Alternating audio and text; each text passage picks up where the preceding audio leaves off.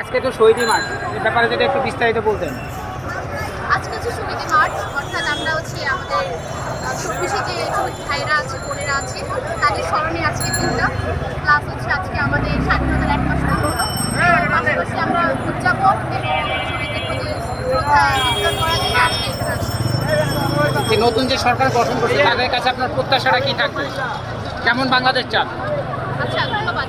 নতুন যে সরকার গঠন করেছে তাদের কাছে প্রত্যাশা থাকবে যে সকল সেক্টরে বাংলাদেশি সংস্থা দরকার, যেমন শিক্ষা, স্বাস্থ্য, পরিবহন, তারপর হচ্ছে আপনার বলতে গেলে প্রায় সব সেক্টরে সংস্কার দরকার। নতুন সরকার যেন সেদিকে দ্রুত মানে কাজ করে, এবং যদি যে সময়ের ব্যাপার তাও আমরা প্রত্যাশা রাখবো যেন কাজগুলো দ্রুত হয় এবং আমরা একটা উন্নত বাংলাদেশ দেখতে পারি। চান কিনা হচ্ছে সংস্কার কোনো জায়গায় চান কিনা? কোন কোন জায়গায় চাই?